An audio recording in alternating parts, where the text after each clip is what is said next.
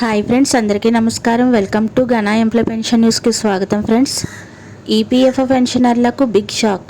కేంద్ర ప్రభుత్వం కీలక నిర్ణయం. ఆ వివరాలు ఏంటి ఈ వీడియోలో తెలుసుకుందాం. ఫ్రెండ్స్, వీడియోని ఎక్కడ స్కిప్ చేయకుండా చూడండి. మా వీడియో మీకు నచ్చినట్టయితే మా ఛానల్కి లైక్ చేయండి, సబ్స్క్రైబ్ చేసుకోండి ఫ్రెండ్స్. ప్లీజ్ ఫ్రెండ్స్, ఇక వివరాల్లోకి అయితే వెళ్ళిపోదాం. ఈపీఎఫ్ఓ ఉద్యోగులకు కేంద్ర ప్రభుత్వం బిగ్ షాక్ ఇవ్వనుందని తెలుస్తుంది. పీఎఫ్ వడ్డీ రేట్లలో కోత విధించనుందని వార్తలు వస్తున్నాయి. ప్రస్తుతం ఈపీఎఫ్ నిల్వలపై వడ్డీ రేటు 8.25% ఉంది. త్వరలో దీనిని తగ్గించనున్నారని సమాచారం. వచ్చే నెలలో ఈ ప్రకటన రానుంది. ప్రైవేటు ఉద్యోగులకు కేంద్ర ప్రభుత్వం బిగ్ షాక్ ఇవ్వనుందని తెలుస్తుంది. ఎంప్లాయీస్ ప్రావిడెంట్ ఫండ్ ఆర్గనైజేషన్ ఖాతాదారులకు బ్యాడ్ న్యూస్ అందించనుంది. పీఎఫ్ బ్యాలెన్స్ మొత్తంపై కేంద్ర ప్రభుత్వం వార్షిక వడ్డీ రేటును అందిస్తూ ఉంటుంది. కానీ ఈసారి వడ్డీ రేటులో కేంద్రం కోత పెట్టనుందని తెలుస్తుంది.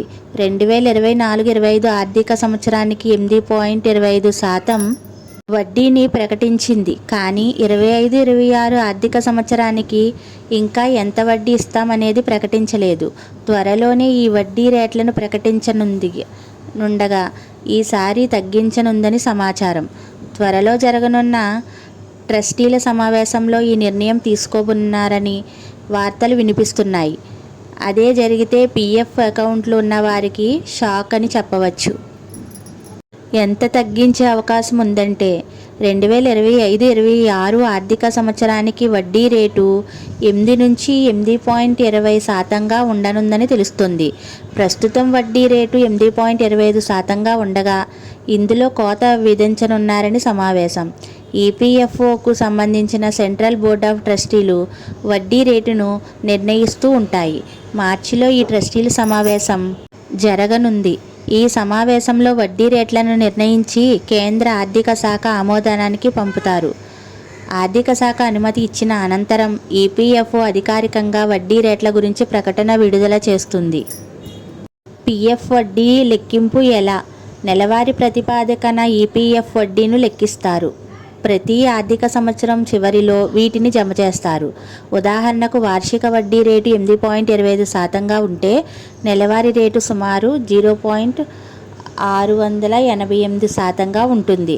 ఉద్యోగి బేసిక్ శాలరీ డిఏలో 12% ఈపీఎఫ్కు జమ చేస్తారు. యజమాని వాటా 12% ఉంటుంది. ఇది 2 భాగాలుగా విభజించబడుతుంది. ఇందులో 8.33% ఎంప్లాయీస్ పెన్షన్ స్కీమ్లో జమ చేస్తారు. ఇది నెలకు గరిష్టంగా 1250 వరకు ఉంటుంది. ఇక మిగిలిన 3.67% ఈపీఎఫ్ ఖాతాకు జమ అవుతుంది. ఇప్పుడు వడ్డీ తగ్గించడం వల్ల పీఎఫ్ సేవింగ్స్పై వచ్చే వడ్డీ గత ఏడాది కంటే తక్కువగా వస్తుంది. త్వరలో కొత్త యాప్. అటు ఏప్రిల్లో ఈపీఎఫ్ఓ కొత్త యాప్ రానుంది. ఈ యాప్లో యూపీఐ ద్వారా మనీ విత్డ్రా చేసుకునే సౌకర్యంతో పాటు పాస్బుక్ డీటెయిల్స్ చేసుకోవచ్చు. ఇక క్లెయిమ్స్ చాలా వేగంగా పరిష్కారం అవుతాయి. అలాగే ఉద్యోగులు ఫిర్యాదులు చేయడానికి ఆప్షన్ ఉంటుంది.